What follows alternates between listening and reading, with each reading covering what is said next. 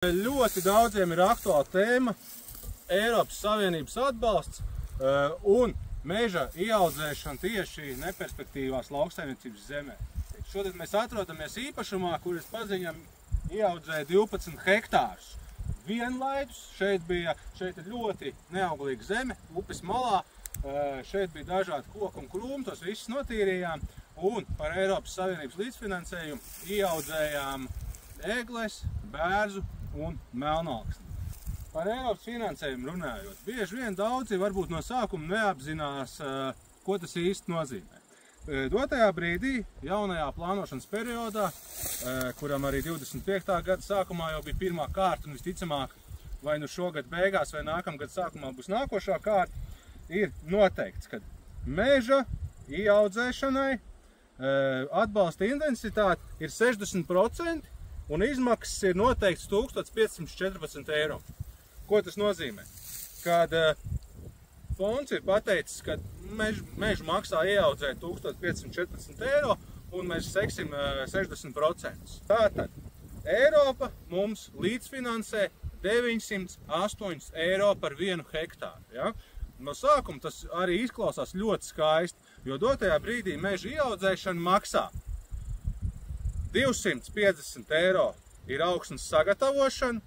Mums ir, gribēsim stādīt 2000 stādus, neatkarīgi no sugas aptverni, tas maksā 250 eiro par 1000 gabaliem, uz hektāru 2000, tie ir 500 eiro. Un vēl ir jāstāda. Tātad stādīšana maksā atkarībā no stādu veidu un arī, protams, pakalpojumu sniedzēji arī apmēram no 200 līdz 300 eiro hektārā. Ja? Nu, pieņemsim, ja 250, tad kopā mēs esam ieguvuši, ka meža ieaudzēšana mums maksā 1000 eiro bez PVN hektārā. Ja? Tas būtu parastai privātpersonai, tad attiecīgi 1200 eiro.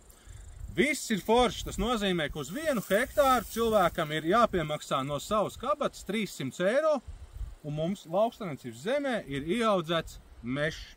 Bet kas ir jāņem vērā? Ar ko sākumā daudz nerēķinās, kad Eiropas Savienība arī prasa un finansē 3 agrotehniskās kopšanas. Tas nozīmē, nākošos 3 gadus būs attiecīgi obligāti jāveic šīs agrotehniskās kopšanas. Ja? Agrotehniskai kopšanai Eiropas Savienība ir noteikusi, kāda agrotehniskā kopšana pēc ieaudzēšanas 323 eiro hektārā ar intensitāti 60%. Tas faktiski nozīmē, ka tie ir aptuveni 190 eiro hektāru, ko Eiropas Savienība atmaksā. Ja? Un šī ir tā pozīcija arī, kur visvairāk sanāk, tā teikt, nākošajos gados iegāsties, piemēram. Ja? Jo šeit jau sanāk hektārā arī ir 100 eiro no savas puses, jo šajā konkrētajā gabalā, tagad tieši tiek veikta agrotehniskā kopšana, ir 250 eiro bez PVN ir par agrotehnisko kopšanu. Tas nozīmē 300 eiro. Tātad 100–110 eiro ir jāpiemaksā no savas kabatas. Ja? Šajā konkrētajā gadījumā īpašniekam 12 hektāri.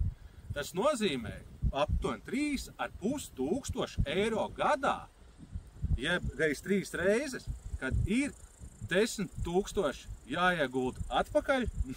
Nu, protams, tas Eiropas finansējums kaut kāds ir, ja? Bet nu, kopumā, jebkurā gadījumā vairāk tūkstoši ir tas, kas ir jāliek atpakaļ. Ja? Un ir jārēķinās arī to, kā mēs šeit izgājām to gabalu, kad ir vietas, kur negrib īsti ieaugties, ir vietas, kur lēni ieaugās. Un es pats arī, principā, katru gadu var teikt, kādā īpašumā kaut kur organizēju ieaudzēšanu. Ja? Un tajos pirmajos gados ir ļoti grūti nākt uz tejieni, ir ļoti grūti skatīties. Tu tur jūti līdz tam kokam, viņš tur ņemās, un it īpaši konteineru stádi pirmos gadus, var teikt, vispār neaug. Un tad ir jāveic tā te kopšana. Eiropas naudu ņemot, pirmais, ko mēs rēķinām. 300 eiro pirmajā gadā uz hektāru no savas kabatas, un tad 3 gadus pa 100–110 eiro arī no savas kabatas par hektāru. Un ir tiešām jāpieskata, lai šī audze ir ieaugusies, jo ir pēc pēdējās kopšanas 5 gadus uzraudzības periods, kur laikā var atnākt lauka atbalsta dienesta amatpersonas izvēles kārtā apsakot kādu īpašumu, un ja nebūs saglabāts nepieciešamais koku skaits, un naudu var pieprasīt atmaksāt.